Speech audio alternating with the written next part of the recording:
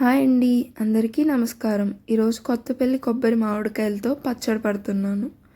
First మామిడికాయల్ని ఇలా కోసేసుకుని దాంట్లో oil add చేసుకోవాలండి. ఇవి కొంచెం ముక్కలు. దీంట్లో నేను 1/2 kg పప్పు నూనె యాడ్ చేసుకుంటున్నాను. ఇందులో పోసుకుని బాగా కలుపుకుని ఒక 1/2 hour పక్కన పెట్టుకోవాలి. ఈ వెల్లుల్లిపాయలు పూర్తిగా తొక్క తీయాల్సిన అవసరం లేదు. ఇలా వెల్లుల్లిపాయలు తీసుకుని వాటిని బాగా గ్రైండ్ చేసేసి పేస్ట్లా చేయాలి. మరి పేస్ట్లా కలిపి ఇలా కచ్చాబచ్చాగా చేసుకున్న చాలండి. ఈ పేస్ట్ని మనం లాస్ట్లో యాడ్ చేసుకుంటాము. ఇవి ఇందాక 1/2 hour బ్యాక్ బాగా ఆయిల్ పోసుకొని కలుపుకున్న ముక్కలు. ఈ ముక్కల్లోకి మనకి తగినంత కారం, అంటే నేను ఈ లోటాడు కారం తీసుకుంటున్నానండి. దీంట్లో 2 లోటాల కారం, కొంచెం ముక్కలకి 2 లోటాల కారం తీసుకుని యాడ్ చేసుకుంటున్నాను. ఫస్ట్ ఈ టబ్లోకి తీసుకున్నానండి 2 లోటాల కారము. దీంట్లోకి కళ్ళుప్పుని మిక్సీ ఆడేసి పౌడర్లా చేసుకుని లోటా సాల్ట్ యాడ్ చేసుకుంటున్నానండి. ఇదిగోండి, ఈ లోటాలోకి సేమ్ ఏదైతే కారం తీసుకున్నానో అదే లోటాలోకి సాల్ట్ తీసుకుని యాడ్ చేసుకుంటున్నాను.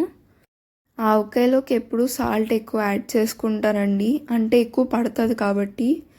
అండ్ ఇప్పుడు నేను 100 grams ఆఫ్ మెంతిపిండి తీసుకుంటున్నాను. మెంతులు నేను మిక్సీ ఆడేసి పౌడర్ చేసుకున్నానండి. చేసుకుని దాన్ని యాడ్ చేసుకున్నాను. ఇప్పుడు దీంట్లోకి 3 tablespoons ఆఫ్ మెంతులు యాడ్ చేస్తామండి. నాకు కొలత తెలుసు కాబట్టి నేను నార్మల్గా యాడ్ చేసేసుకున్నానండి. ఇప్పుడు ఇందులోకి వెల్లుల్లిపాయలు, ఇవి బాగా తొక్క తీసేస్తామండి.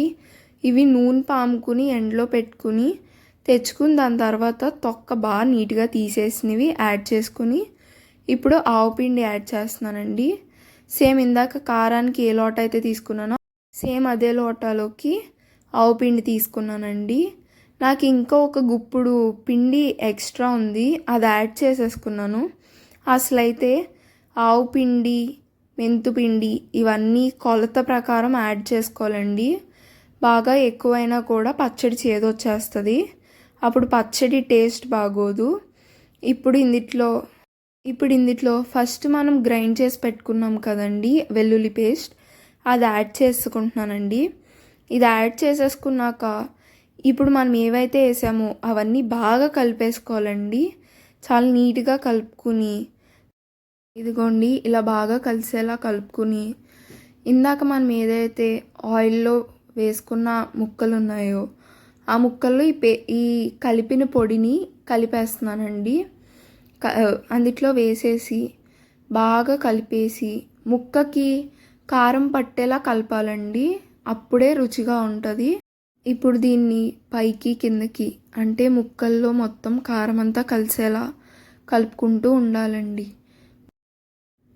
కలుపుకున్నాక దీంట్లో ఆయిల్ యాడ్ చేసుకుంటున్నానండి.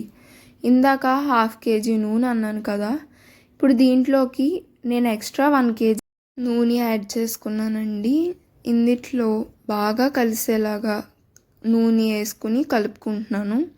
పచ్చళ్ళు ఎప్పుడు నూనె ఉప్పు ఎక్కువ తీసుకోవాలండి, ఎందుకంటే నూనె ఎక్కువ వేసుకోవడం వల్ల పచ్చడి పోవడం కానీ నిలవైపోవడం కానీ ఉండదు.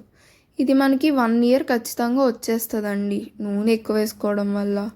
అలాగే మీకు ఎప్పటికైనా నూనె టేస్ట్ వస్తుందండి.